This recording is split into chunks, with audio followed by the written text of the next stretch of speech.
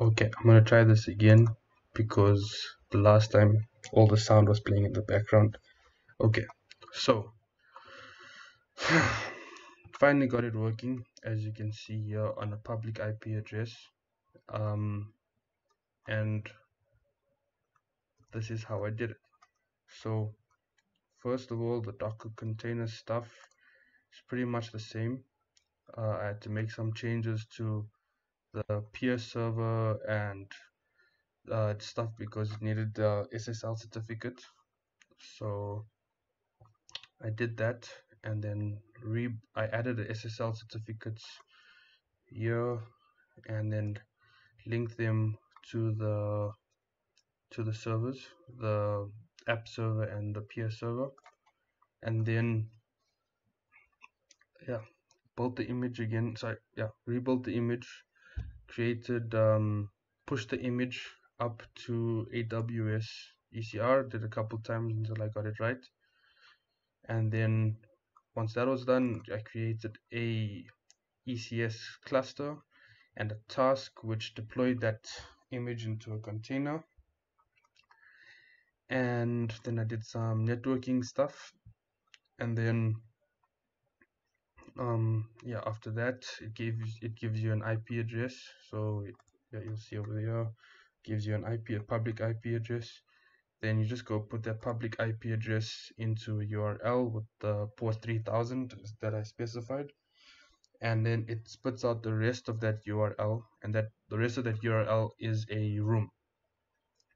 And then once you have that, you have to communicate that to another person via some other means. So I sent it over WhatsApp to my other cell phone, and then that's what you're seeing over here, right? This other view here is my other cell phone actually recording my other cell phone.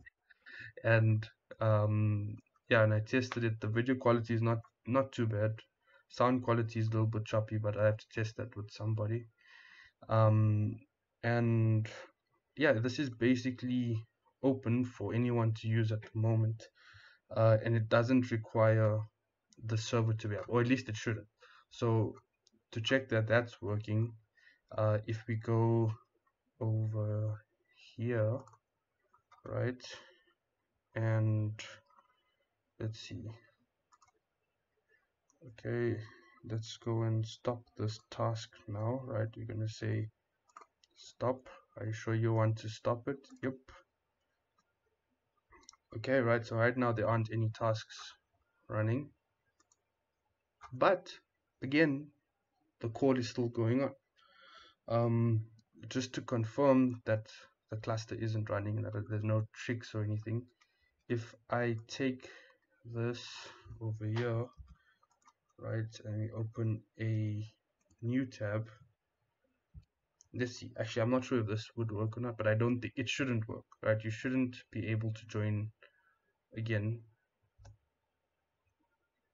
There we go, right? No one else can join the room, but if you're already in the room, call still carries on, which shows that this is true end-to-end encryption, not encryption, end-to-end communication.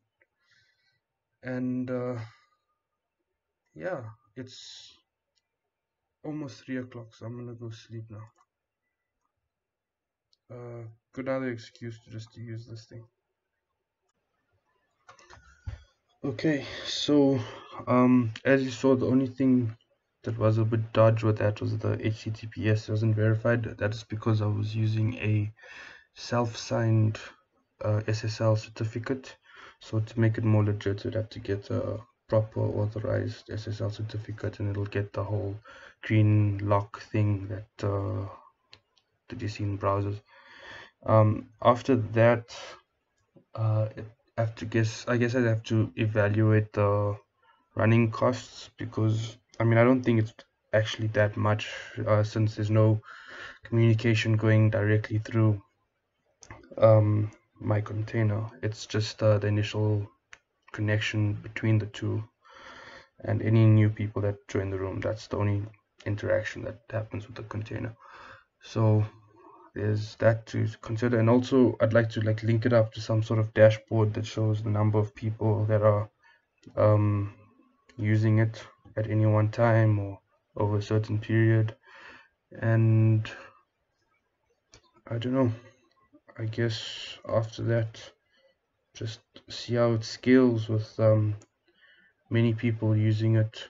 I don't think, like, it's not really meant for having big group chats. It's more for one-on-one, maybe two or three people at a time. But yeah, that's, I mean, if you want better scalability, then that's where those other existing services come in. But if you're talking privacy, most of the time it's one-on-one anyway. So yeah, let's see where it goes from here.